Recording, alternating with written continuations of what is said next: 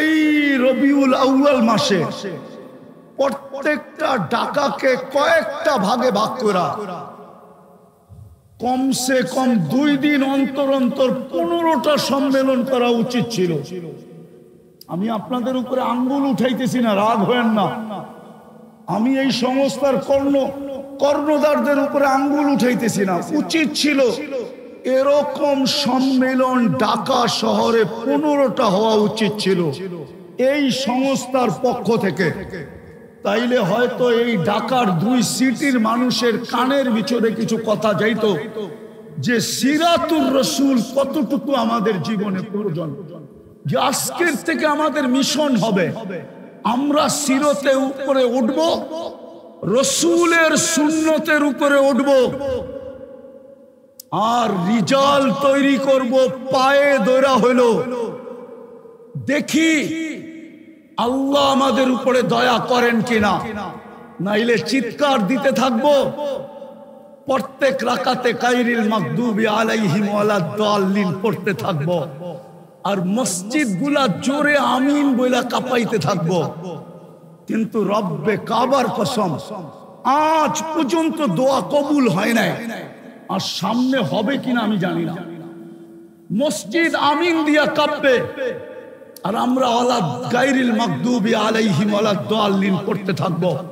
আল্লাহ ইফতারার হাত থেকে বাঁচান, আর আমরা ওদের দ্বারা সবচেয়ে বেশি নির্যাতিত হইতে থাকবো। আজকে যেরকম নির্যাতিত, কালকে আরো বেশি নির্যাতিত হতে থাকবো যদি আমরা ইউটার্ন না নিলাম।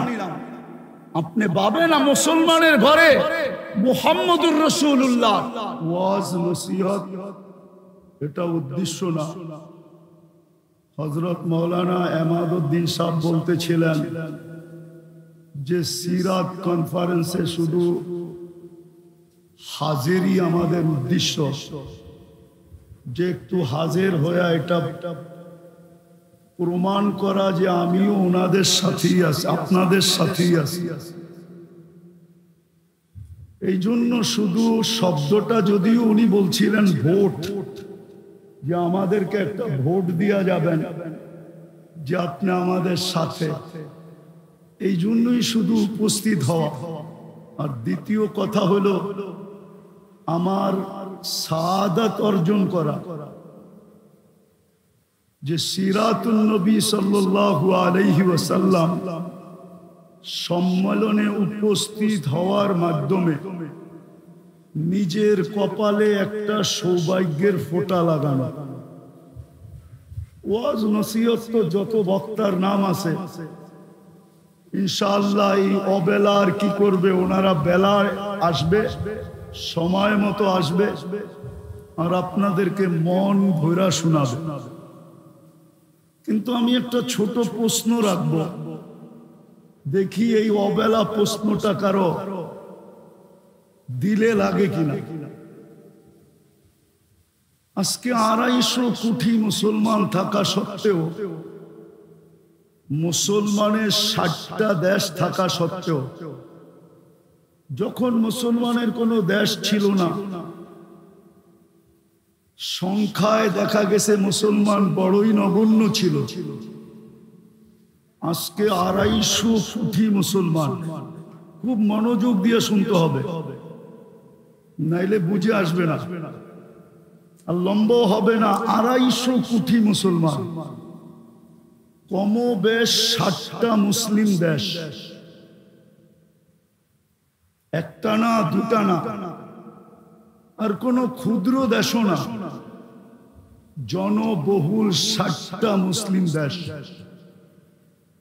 দুনিয়ার সবচেয়ে বড় টাকা মুসলমানের কাছে।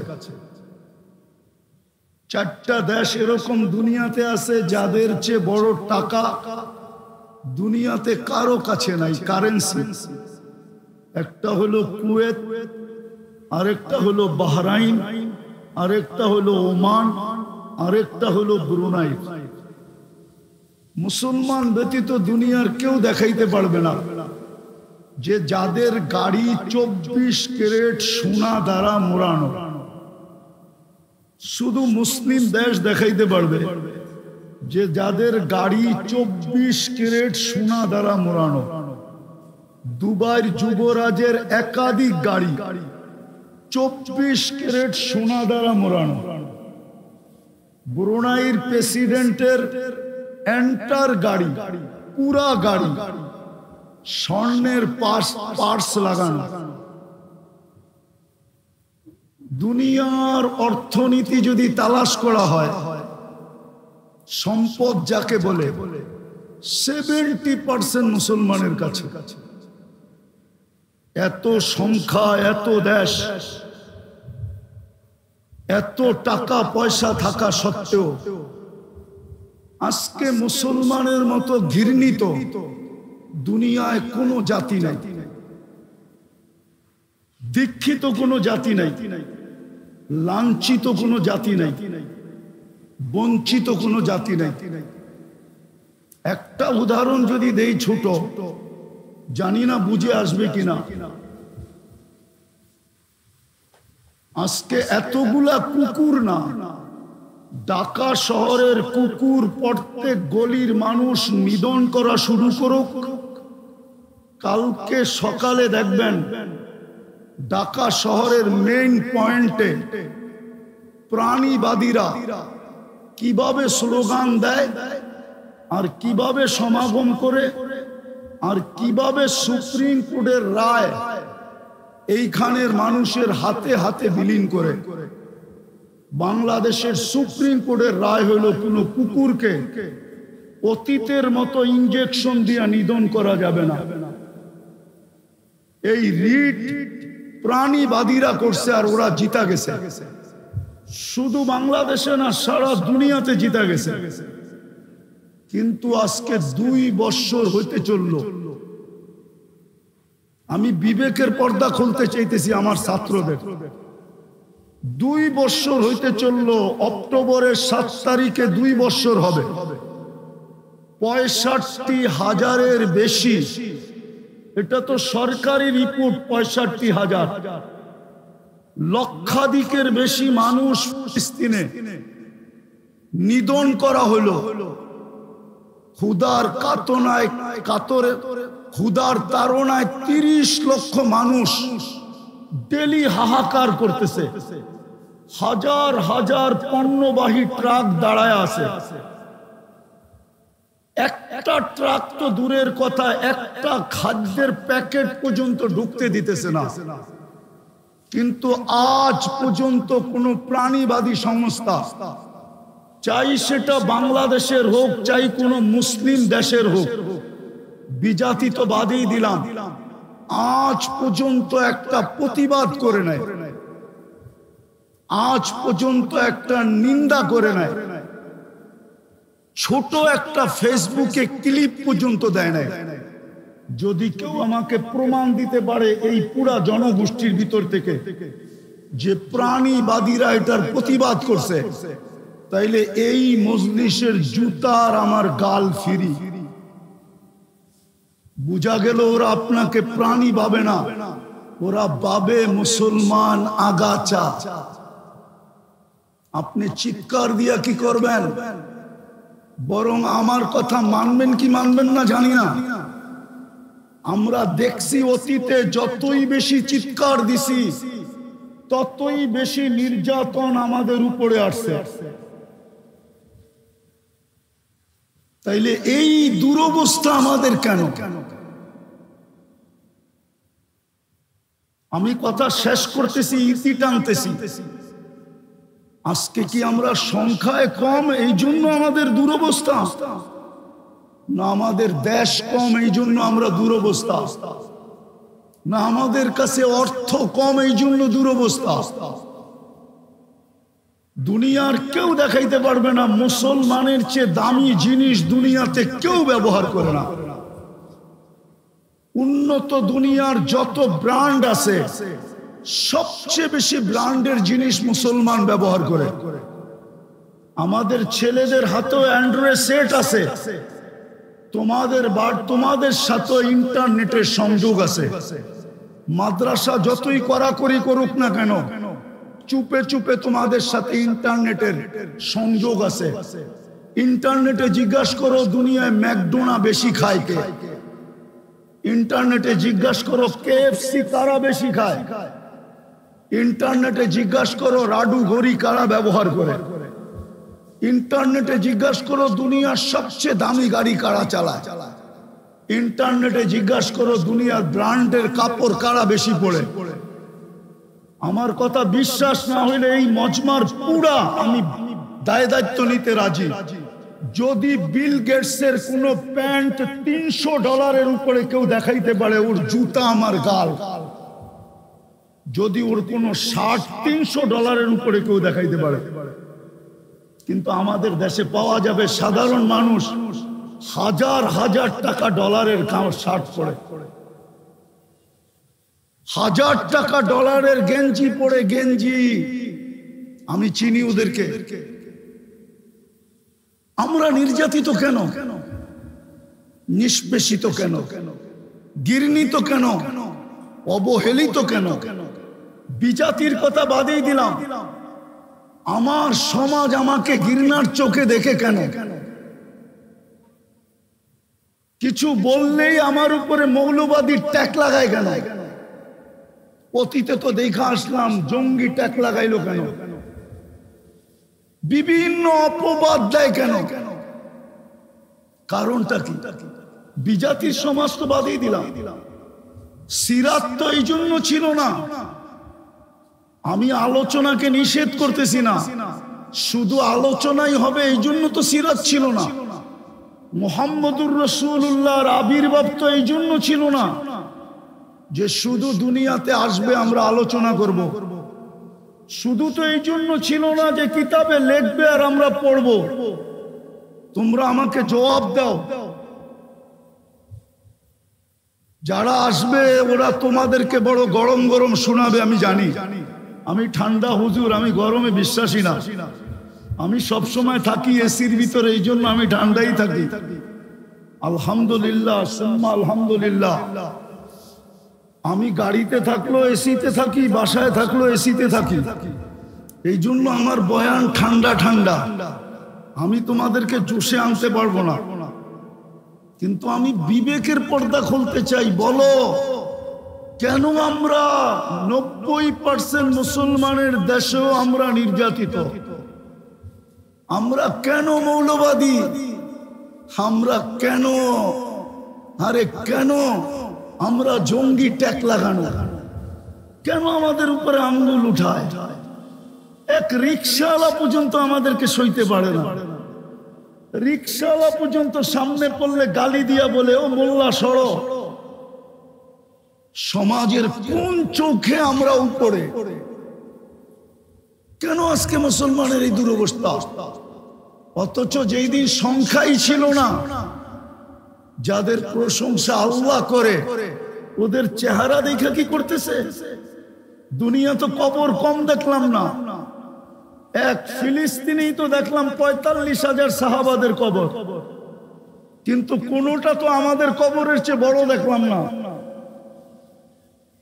আমি তো অহংকার করে বলতেছি না, 1.25 লক্ষ সাহাবার ভিতর থেকে 2-4 হাজার হবে আমি দেখি নাই চোখে ওনাদের স্থান, বাকি তো সবই দেখা শেষ। কিন্তু কোন একটা কবর তো লম্বা পাইলাম না যে আমাদের চেয়ে লম্বা ছিল। বলো, সংখ্যায় তো ছিল না, কিন্তু ওনাদের দাপট সারা দুনিয়ার উপরে চলতো কি করে? কি করে চলতো? কোন জিনিস দিয়ে চলতো?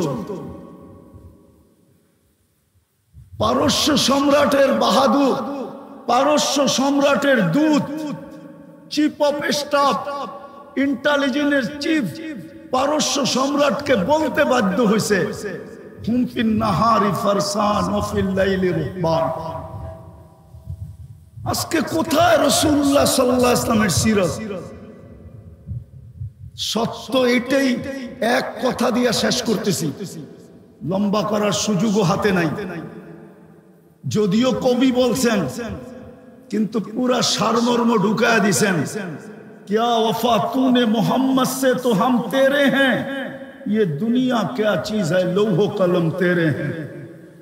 আজকে আলোচনা হইতেছে, লেখানি হইতেছে, চিল্লানি হইতেছে, কিন্তু আমার জাতি মুহাম্মদুর রাসূলুল্লাহর আদর্শে আদর্শবান না। আজকে আমার স্কুল কলেজের ছেলেরা, ইউনিভার্সিটির ছেলেরা, আমার সমাজের বুদ্ধিজীবীরা, আমার সমাজের সুশীলরা, আমার সমাজের প্রত্যেক ব্যক্তি রাসূলুল্লাহর আদর্শকে মানতে রাজি না। যদিও ইমাম বুখারী রাহমাতুল্লাহ আলাইহি বুঝাইতে চাইছিলেন, কিন্তু আমরা পড়ছি বটে, পড়াইছি বটে, বুঝাইতে পারি নাই, জাতিকে আদর্শ বুঝাইতে পারি নাই। ইমাম বুখারী রাহমাতুল্লাহ আলাইহি এক জায়গায় লেখেন নাই, বহুত জায়গায় লেখছেন এই হাদিসকে, যে কবরে সর্বপ্রথম প্রশ্ন হবে মা কুনতা তাকুলু ফি হাদার রাজুলি মুহাম্মাদিন। কিতাবুল জানায়েজ এই হাদিস আছে, এক জায়গায় নাই, 10 জায়গায় আছে। আমার মনে হয় ইমাম বুখারী কায়েলি অ্যাকচুয়ালের, যে কবরে প্রমাণ করতে হবে মুহাম্মদুর রাসূলুল্লাহর আদর্শে কতটুকু আদর্শবান ছিল। এটা যে প্রমাণ করবে তার বাকি 2 প্রশ্নের প্রমাণ হয়ে যাবে। যদি এটা প্রমাণ না করতে পারে, উঠান বুখারী। আমার পিছেও যারা আছে এরা হয়তো কেউ কেউ বুখারী পড়ায়, শাইখুল হাদিস এখানে হবে। ইমাম বুখারী রাহমাতুল্লাহ আলাইহি প্রশ্ন উঠাইছেন যে কবরে প্রথম মুর্দাকে দাফন করার পরে যখন আত্মীয় স্বজন ফিরতে শুরু করে, তো মুর্দা নাকি এদের ফিরা যাওয়ার জুতার আওয়াজ পায়।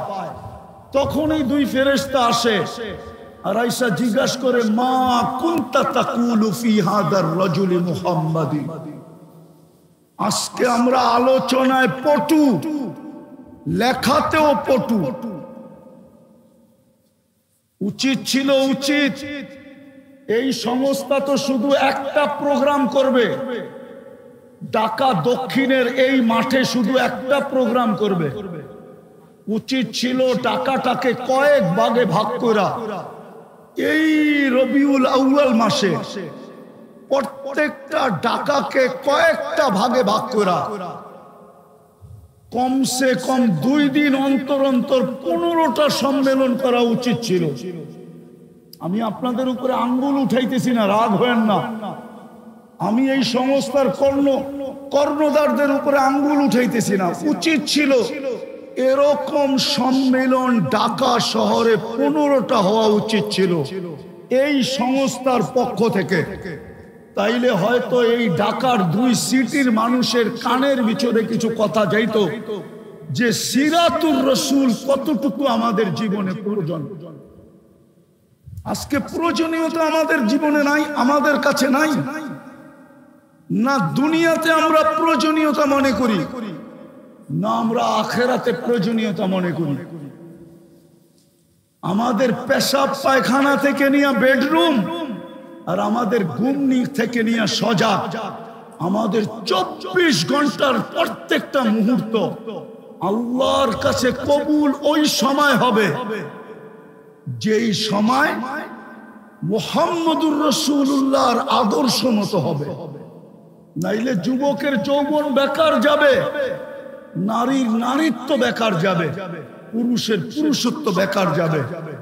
পুরা জাতি যাদেরকে আল্লাহ নিজে নির্বাচিত করে উম্মতে মুহাম্মদী বানাইছেন, আমরা সদিচ্ছায় উম্মতে মুহাম্মদী হই নাই, আমরা তো আল্লাহর নির্বাচনের মাধ্যমে হইছি। হুয়াজতাবাকুম, কুরআন বলে তোমরা নির্বাচিত।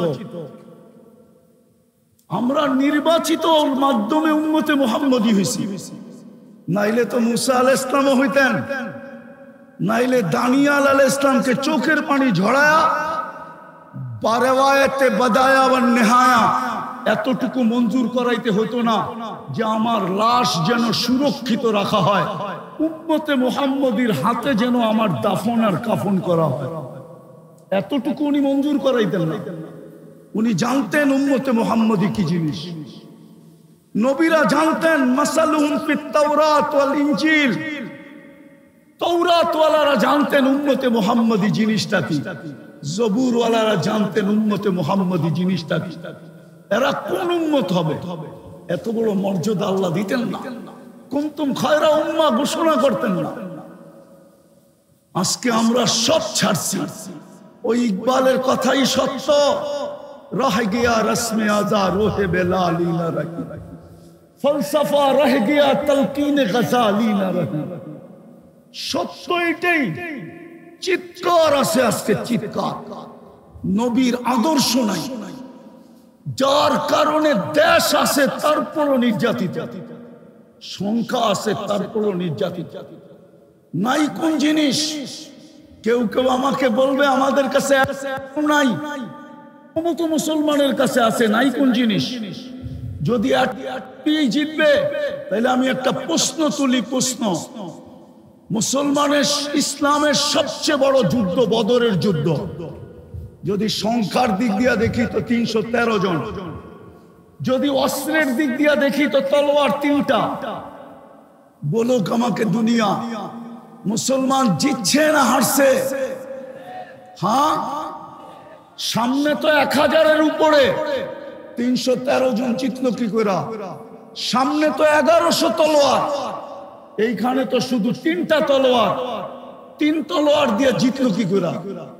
আর শুধু জিতা, শুধু জিতা, শুধু জিতা যদি হয়তো মনকে মেনে নিতাম, ইতিহাসের পাতায় এমন জিত আসবে কিনা কিয়ামত পর্যন্ত কেউ বলতে পারবে না। আজ পর্যন্ত যত জিত হয়েছে, বদরের মতো জিত দ্বিতীয় হবে কিনা ওলামা আমাকে বলুক। যদি ভুল বলি ওনাদের জুতা আমার গাল রেডি আছে। বলুক এত বড় জিত হয়েছে কিনা, আর হবে কিনা এত বড় জিত। কাফেরদের সমস্ত মাথা মাটিতে মিশিয়ে দিছে। আবু জাহেলের মতো ব্যক্তিত্ব কলিবে বদরে, বড় বড় উতবা, সাইবা, রবিয়া সব কলিবে বদরে অস্ত্র দিয়ে জিতলো না কেন? আল্লাহ তো কোরআনে বলতেছে আমি জিতেছি, আর জিতাবো না কেন? তোমরা আমার বন্ধুর আদর্শে আদর্শবান, রঙে রঙিন, সব ছুটতে পারে। হায়, ছোট একটা শূন্য তো ছুটতে পারে না। যদি ছুটতো তাইলে উমর কেন চিৎকার দিত, আতরুকু সুন্নাত হাবিবি লিহাউলাইল হুমাকা, এদের জন্য নবীর সুন্নত ছেড়ে দিব। আজকে তো আমাদের ছেলেদের কাছেও সুন্নত নাই। পড়াই তো আমরা শুধু হাদিসের সংযোগ রাখার জন্য পড়াই, নাইলে ছেলেদের অবস্থা দেখলে পড়াইতে মনে চায় না। আমরা যেই জমানায় পড়ছি আর আজকে যারা পড়ে, আমাদের মাদ্রাসাগুলো তো চলে আসছে স্কুলের সিস্টেম। ওস্তাদকে ছাত্রদের ভয় নিয়ে পড়াইতে হয়। বলো হুজুর, সত্য বলতেছি না মিথ্যা বলতেছি? আমাদের মাদ্রাসাগুলোরও তো এই অবস্থা। টুপি দাড়ি কি আসল? আসেন এইখান থেকে অঙ্গীকার করি, অঙ্গীকারবদ্ধ হই। যতদিন পর্যন্ত আমরা ইউটার্ন না নিব, কোরআন এটাই বলে লাআল্লাহুম ইয়ারজিউন, যতদিন পর্যন্ত আমরা নবীর আদর্শে আদর্শবান না হব। হায় হায়, আমি আপনাদের বিরুদ্ধে না, আমিও আপনাদের পক্ষে। রিজাল যতদিন পর্যন্ত তৈরি না হবে, রিজাল যতদিন পর্যন্ত তৈরি না হবে, রিজাল যতদিন পর্যন্ত তৈরি না হবে। 16 বছর আমরা দেখা আসছি, দাবায়া রাখতে এতটুকু রাখা হয়েছিল যে বিরুদ্ধে স্বপ্নে পর্যন্ত ভাবা যেত না। স্বপ্নেও যদি ঘুমের ঘোরে ভাবতো তো উঠা দেখতো হ্যান্ডকাপ নিয়ে দাঁড়ায় আছে। আজকাল টেকনোলজি এতটুকু উন্নত যে স্বপ্নে কি দেখতেছে ওইটাও ট্যাগ হইতেছে, ট্যাগ। বিশ্বাস হয় না? এখন গুগলে যে জিজ্ঞাসা করেন গুগলকে যে মুফতি নজরুল ইসলাম কাসেমি কোথায় আছে, তো গুগল সাথে সাথে অ্যান্সার দিবে যে এই মাঠে বয়ান করতেছে। আমি জানছি কয়েকদিন আগে রাজবাড়িতে যাওয়ার পর একদিন আমাকে একজন জিজ্ঞাসা করতেছে, হুজুর আপনি সব কিছু গুগল ট্যাগ করে বিশ্বাস হয় না? তো ওর সাথে সাথে গুগলকে জিজ্ঞাসা করে দেখাইতেছে এই যে আপনি রাজবাড়িতে বসা, গুগল বলতেছে অতীত 16 বছর আমরা দেখা আসছি, কিন্তু দাবায়া রাখা যায় না। বোম ফুটার মতো ফুটছে, ঠিক না? সত্য তো। এখন আসতে বলেন কেন? এতক্ষণ তো শুনতেছিলাম, খুব জোরে বলতেছিলেন। জোয়ার আসছে তো সব বাইসা গেছে। মিডিয়াওয়ালাদেরকে 16 বছর দেখতাম তেল মারতে মারতে মারতে তেলের দাম বাড়ায় দিছিল। আবার তেল ছাড়া কিভাবে পাকাইতে হয় ওইটাও পেপারে লিখতে শুরু করছে। আজকেও দেখতেছি স্বৈরাচার বলতে বলতে গলা শুকায়া যায়, তো খবর পাঠ করার মাঝে মাঝে আবার পানি দিয়া গলা ভিজায় নেয়। দেখতেছি তো আমরা। আপনাদেরকে আমি বিরুদ্ধে না, রিজাল যদি তৈরি না হইল তাইলে স্লোগান দিয়া কিচ্ছু করা যাবে না, আলোচনা দিয়ে কিচ্ছু করা যাবে না, লেখা লেখনি দিয়ে কিচ্ছু হবে না। আমাদেরকে বুঝাইতে হবে জাতিকে যে সিরাতের কতটুকু প্রয়োজন এই দুনিয়ায় রাখি, কতটুকু মৃত্যুর পরে রাখি, কতটুকু মুহাম্মদুর রাসূলুল্লাহ আজকে প্রয়োজন।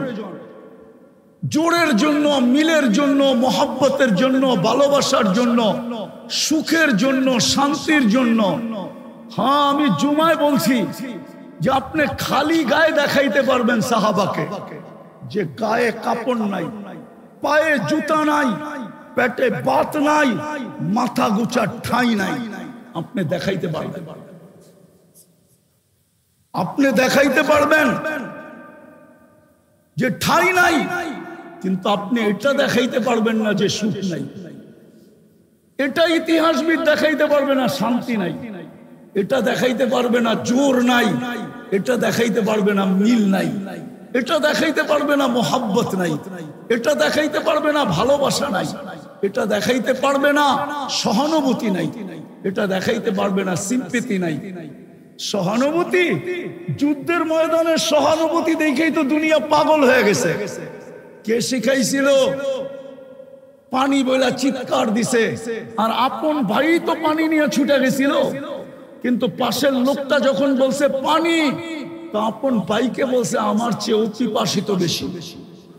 ওইখানে যখন বলছে তো তৃতীয় আওয়াজ আসছে পানি, তো দ্বিতীয় বলছে আমার চেয়ে পিপাসিত বেশি। তৃতীয় জনের কাছে পৌঁছতে পৌঁছতে দুনিয়ার থেকে চলে গেছে, দ্বিতীয়র কাছে আইসা দেখে ও চলে গেছে, আপন ভাইয়ের কাছে আইসা দেখতেছে ও চলে গেছে, পানি পানির জায়গায় রয়ে গেছে। এই সহানুভূতি যুদ্ধের ময়দানে যখন জীবন বাহির হইতেছে, কোন জাতি দেখাইতে পারবে বলে? আজকে তো চিৎকার দিতেছে, পাশে তো মুসলিম দেশেই মিশর, পাশে তো মুসলিম কয়েকটা দেশ আছে, স্বজাতি তো আরবদের, আরবদের আসাবিয়াত তো দুনিয়ার সেরা।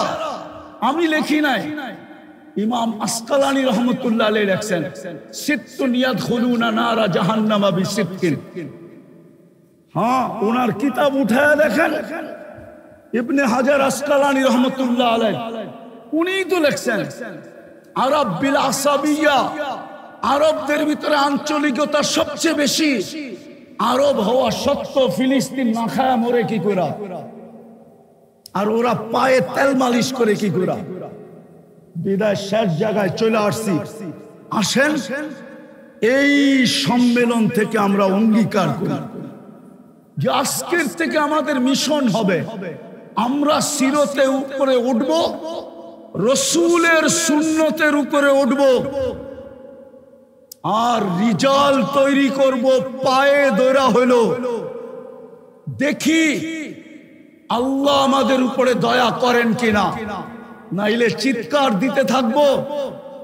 প্রত্যেক রাকাতে গায়রিল মাগদুবি আলাইহিম ওয়ালাদ-দাল্লিন পড়তে থাকবো, আর মসজিদ গুলা জোরে আমিন বইলা কাঁপাইতে থাকবো।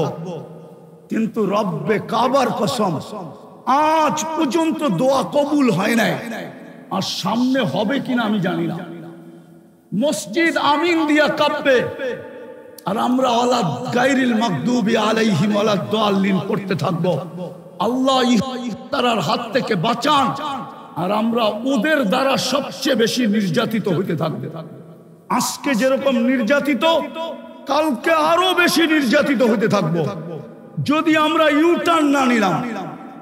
আপনি ভাবেন না মুসলমানের ঘরে মুহাম্মদুর রাসূলুল্লাহ, আমি তো চোখে দেখা বলতেছি, গত বছর আমি বলে গেছিলাম এখানে, আমি 15 বছর আগে চোখে দেখছি। আপনারা মিডিয়া দেখেন, আমার মতো চোখে দেখেন না। ফিরের কোনো গলি নাই যেখানে আমার পায়ের ছাপ না আছে।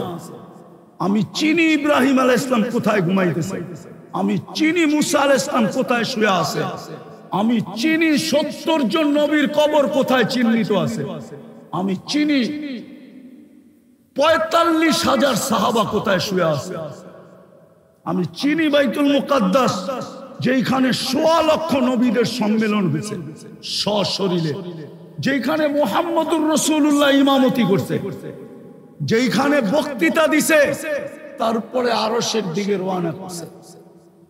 আমি ওই মুকাদ্দাস মাটি চিনি যেটার ব্যাপারে আল্লাহ বলছেন বারাকনা হাওলা। আজকে ওই মাটি নির্যাতিত কি করে? আল্লাহকে যদি প্রশ্ন করি, আল্লাহ সবচেয়ে বেশি আবাবিল তো ওই মাটিতে বাস করে। কিতাব উঠান, গুগলে সার্চ করেন, দুনিয়ায় সবচেয়ে বেশি আবাবিল কোন দেশে পাওয়া যায়? বলবে শামে। শামের ক্যাপিটাল হলো ফিলিস্তিন। পুরান শাম, নতুন শাম, ফিলিস্তিনের সবচেয়ে বেশি আবাবিল।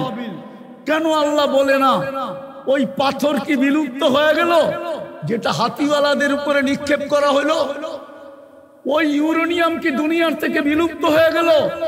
যে আল্লাহ আবাবিলকে হুকুম দিতে পারতেছেন না যে পাথর কোত্থেকে পাবে, পাঞ্জায় কোত্থেকে উঠাবে, আর এদের মাথার উপরে কোথায় মারবে? ওই পাথর কি বিলুপ্ত হয়ে গেল? কি বলে মজমা? বিলুপ্ত ওই পাথর? আল্লাহর খাজিনায় ওই পাথর নাই? তাইলে কেন আবাবিলকে হুকুম করে না? আল্লাহ বলে হুকুম করব তো করব কি কইরা? ডেলি তো 5 বেলা আমি ডাকি। আমার বন্ধুর সবচেয়ে বড় আদর্শ ছিল চোখের শীতলতা ছিল। দুনিয়াতে আসতে দেরি, সেজদা করতে দেরি করেন নাই, যাওয়ার সময় চিৎকার দিতে দেরি করেন নাই, আসসালা আসসালা। ওই নামাজের জন্যই তো আমি ডেলি 5 বার ডাকি। শুধু আমি তো ডাকি না, 99 পদের মালিক হয়ে ডাকি। শুধু আল্লাহ হিসাবে তো ডাকি না, রহমান হিসাবেও ডাকি, মালিক হিসাবেও ডাকি, কুদ্দুস হিসাবেও ডাকি, সালাম হিসাবেও ডাকি, মুমিন হিসাবেও ডাকি, মুহাইমিন হিসাবেও ডাকি, আজিজ হিসাবে ডাকি, জব্বার হিসাবে ডাকি, মুতাকাব্বিরুল খালিকুল বারিকুল মুসাব্বিরুল গফফারুল ফাখারুল ওয়াহাবুর রাজ্জাকুল ফাত্তাহুল আলিমুল কাবিদুল বাসিতুল খাফিদুর রাফিউল মুইজ্জুল মুদিল্লুস সামিউল বাসিরুল হাকামুল আদলুল লতীফুল খবীরুল হালিমুল আযীমুল গফুরুশ শাকুরুল আলিয়ুল কবীরুল হাফিজুল মুকিতুল হাসিবুল জলিলুল করিমুল রকিবুল মুজিবুল ওয়াসি আল হাকিমুল ওয়াদুদুল মজিদুল বাঈতুশ শহীদুল হকুল ওয়াকিলুল কবিয়ুল মতিনুল ওয়ালিয়ুল হামিদুল মুসি আল মুবদি আল মুঈদ আল মুখি আল মুমিত আল হাইয়্যু আল কাইয়্যুম আল ওয়াজিদ আল মাজিদ আল ওয়াহিদ আল আহাদ আল সামাদ আল কাদির আল মুক্তাদির আল মুকদ্দম আল মুআক্খার আল আউয়াল ওয়াল আখির আল যাহির ওয়াল বাতিন আল ওয়ালি আল মুতাওয়ালি আল বাররুত তাওয়াবুল মুনতাকিম আল আফু আর রাউফ মালিক আল মুলক যাল জালালি ওয়াল ইকরাম আল মুকসিত ওয়াল জামি ওয়াল গনি ওয়াল মুগনি আল মানি আল দার আল নাফি আল নূর আল হাদি আল বদি ওয়াল বাকি আল ওয়ারিস ওয়াল রশিদ ওয়াস সাবুর জাল্লে জালালু 99 পদের মালিক হয়ে 5 বেলা ডাকি, তারপরও তো 90 ভাগ মসজিদে আসে না। আমি তোদেরকে সাহায্য করি তো করি কি করে? আবাবিল পাঠাই তো পাঠাই কি করে? তোদের দিকে তাকাই তো তাকাই কি করে? আমার সমাজে 90 ভাগ নামাজ পড়ে। আমাদের চিৎকারে সাহায্য চলে আসবে? বিদায় পায়ে হাত দিয়া বলি আসেন, নিজেও নবীর আদর্শের উপরে চলি আর রিজাল তৈরি করি। রিজাল যদি তৈরি হয়ে যায়, আমাদেরকে মাঠে মাঠে চিৎকার দিতে হবে না। ইনশাআল্লাহ হবে না, ইনশাআল্লাহ হবে না। এই জন্য সবার কাছে হাত জোর দরখাস্ত, আজকে একটা মেসেজ নিয়ে যাই এই সিরাত কনফারেন্স থেকে, যে শুধু আমি আদর্শের উপরে চলবো না, আমি পায়ে ধরে হলো নবীর আদর্শের লোক তৈরি করি। পারবেন? পাক্কা ওয়াদা। আল্লাহ আমাদেরকে আমল করার তৌফিক দান করেন। ওয়া মা আলাইনা ইল্লাল বালাগ।